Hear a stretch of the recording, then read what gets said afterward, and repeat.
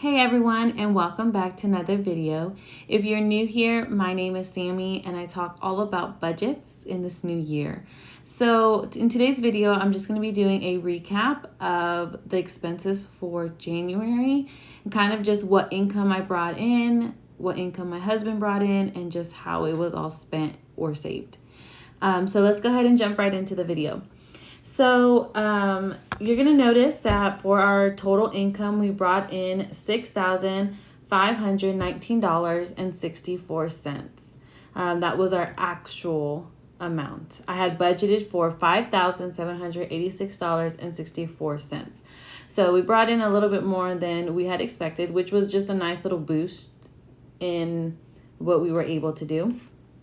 So you can see here, all my expenses were written out. I didn't do like the very end of month expenses that kind of came out and the payments I made, just because I knew I was going to talk to you guys about it today. So I didn't want to go write that and do the whole process again. I thought I would just go ahead and talk to you kind of about the spreadsheet and how it's filled out. So if you're watching me for the first time, welcome again. And this spreadsheet is something I created in Google Sheets to help me with my budgeting journey. This template is available on my Etsy shop, which I'll go ahead and link down below. As you can see here, the template creates a chart based off of how much you budget. So you can kind of see based on your budget where your money is going.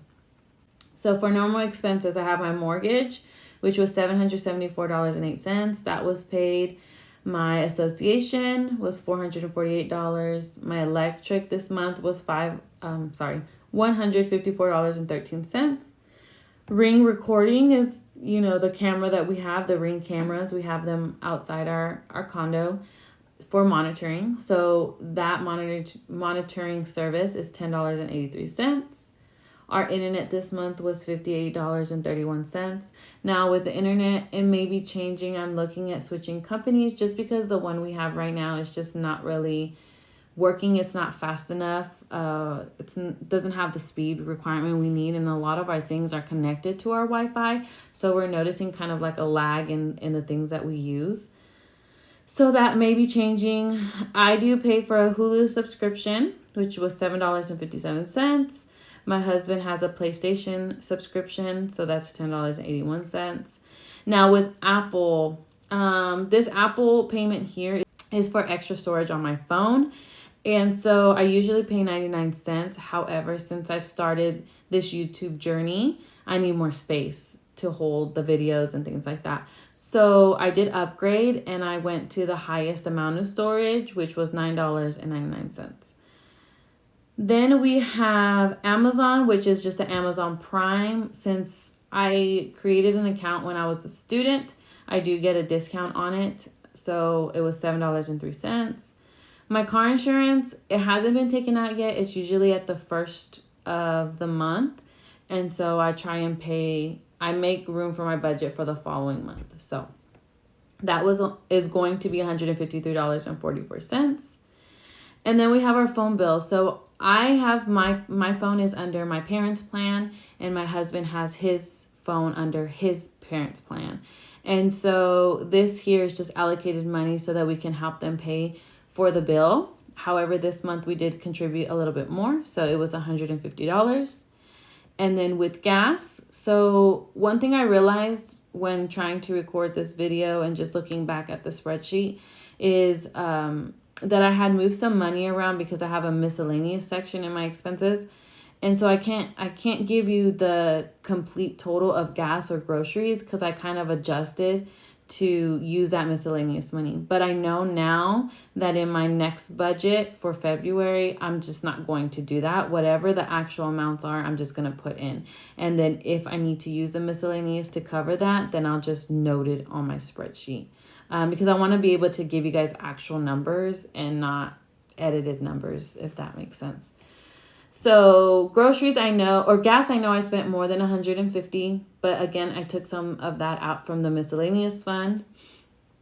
And then groceries, I spent $500 this month, but I know I spent more than that because I took some again from the miscellaneous fund. So sorry, I don't have actual numbers for you guys this month, but I do know it was more than that. And it was just taken out from the miscellaneous fund again. We do have a toll road pass here in Houston.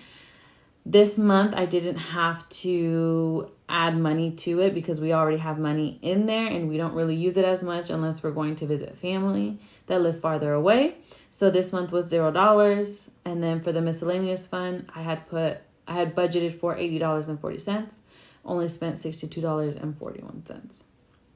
And then the eating out, we only budgeted for $150 and spent $312. Like, that's just mind-blowing to me.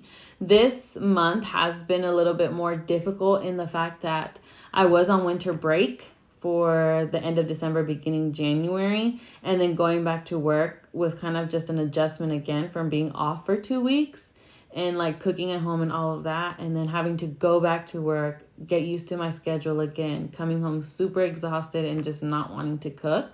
Honestly, it was pure laziness on the fact that we spent $312 on eating out. So I've already talked to my husband, and in the next month, we're just going to focus on cooking at home, and we're going to leave the budget at $150. Now, if we see that next month we are also going over that, then for March, we will increase the budget for eating out. But as of right now, we feel comfortable enough to just leave it at $150. Moving on, we have our debt. Now, I posted a video. There is a new video that I've posted talking all about my debt and my debt history, how I got to this point in my life of how much debt I have. So I'll go ahead and link that in the cards above. So if you would like to watch that, do that and tell me what you think. Like it, make a comment. That would be really great. But just so you guys know, if want to go into more detail about how I got this debt and where it came, I also included pictures in that video. Of course, they're edited for privacy, but it just gives a better glimpse into my life, I guess I should say. So everything was paid. The Chase credit card was paid at $92. Now the Target. So another thing I realized is that I was using the credit card and then paying it off, and I added that into my actuals. So it actually messed up the end of month balance because now it's saying it's lower than what it is.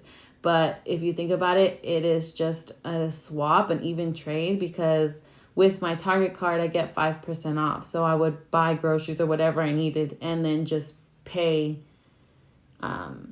with the income I had in my account. I would just pay it off or pay however much I spent. So I shouldn't have really added it there. I guess I should have just noted it in my expenses, but now I know for next time.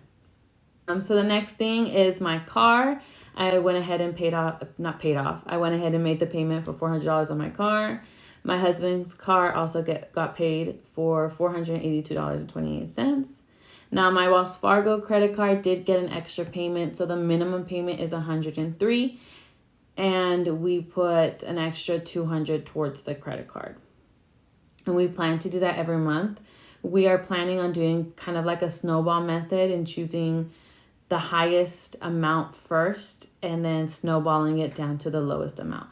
If you want more details on that and how the snowball method works, I used it a really, really long time ago to help me try and pay off my debt, and it really helped. But this time around, I'm doing it a little bit differently in that I'm attacking my biggest debt first and then working my way down to the smallest. Our Shell loan, I go more into detail about that Shell loan in our debt video, so go ahead and check that out. But I did make the payment of $523.78. For UTMB 1 and UTMB 2, those were my labor and delivery charges, one for me and one for my son. So that's what I'm paying on there. And then my school loan, even though school payments are postponed until May or end of May, I believe. So even though that's happening, I still am deciding to go ahead and go forward with paying them because right now interest is not acquiring. It's at 0%. So I might as well take advantage of that and try and pay as much as I can before the interest starts acquiring again. Then I did pay my sister and I did pay David, so that is done. And moving on to the last and final thing is our savings and sinkings fund. So we did create an emergency fund. Of course, this is just for any type of emergency. We put $200 in it this month, and it already had $204.26. So our new balance is at $404.26, which I think is awesome. For our future and current house fund, we had budgeted for $30, and we actually put in $314.44. Now, the reason the jump was so high was because we did decide to go ahead and get home warranty for our condo for appliances and things like that, because we haven't had it since we first purchased the condo. And we just decided that we might as well go ahead and do it just in case anything happens. And with it being really cold in Texas right now and weather just being very unpredictable, we just didn't want anything to mess up or anything like that, and not have something to fall back on or to help us fix the things that we have. So we did go ahead and do that. And so I spent it through this fund, which is why I had to put more into the fund. Originally, I was going to just put $150 so that the payment would cancel out and it would just be at $0. However, we did have some extra money at the end, so I did put in a little bit more. So now that fund, the end of the month balance is $164.44. Again, we did have a little bit more income that we were not expecting. My husband did get contracted to work a few more jobs, so we did get extra income. So I did go ahead and put $20 more on birthdays and $20 more on Christmas. So now each of those funds have $50 each. All things baby, I was only going to put $67.91. And again, we had a boost of income, so I went ahead and just put a even $100 in there. So he did start off with $200 in there, and then we did make some purchases on that account. We try and use that account for like diapers and wipes and things like that. I'm still not sure if I want to change it and change it more into like a savings plan for his future. But, that's something I need to talk to my husband about, quite frankly. And I think right now it's working for us. If we're just setting aside money for his diapers and things like that, and then eventually once he's out of those things, the money in there could go to, his future plans and education or whatever he chooses to do. So his ending balance is $170.68. Now, me and my husband also set aside saving/sinking funds for ourselves. This is pretty much our spending money, if you will, for the month.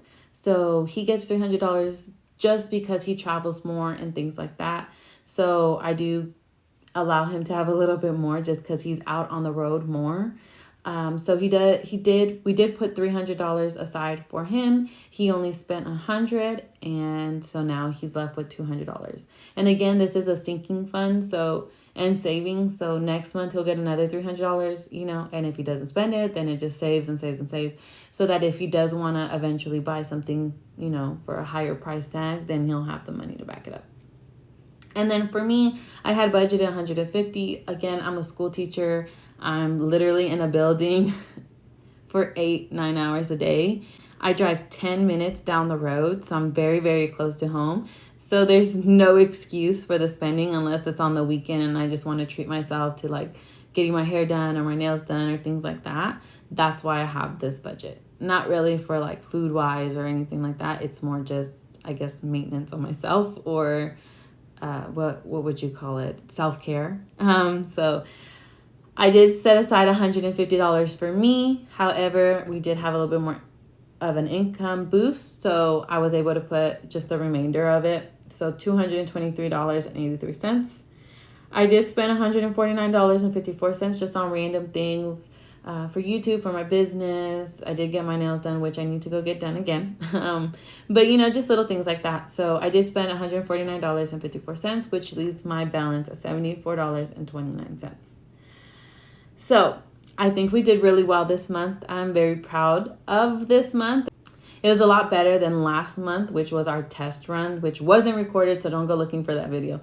It wasn't recorded. We kind of just did a test month, which is something I do recommend to you guys if you are interested in starting a budget and looking into really securing your future and finances and just things like that. If you're looking into that, I would highly, highly suggest that you do a test month.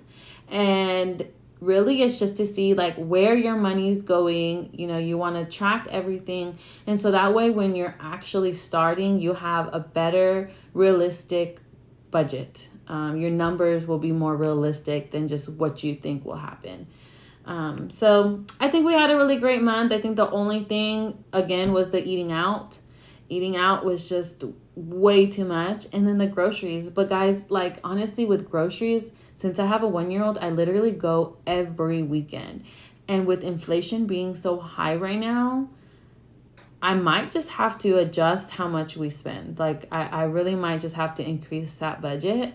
I'm a little worried because it's already at $500, and I feel like that's a little ridiculous that I'm spending $500 and still spending $300 eating out. Makes no sense to me. Like, obviously I have food in the fridge, so I need to just eat it. So that is the recap for the month of January. Stay tuned for my next video. It will be all about budgeting for February. I will take you along to my budget template and show you guys what I'm thinking about budgeting for in the month of February. Thank you guys so much for watching. If you like this video, go ahead and hit that like button. Please consider subscribing down below, and I'll see you guys next time. Bye.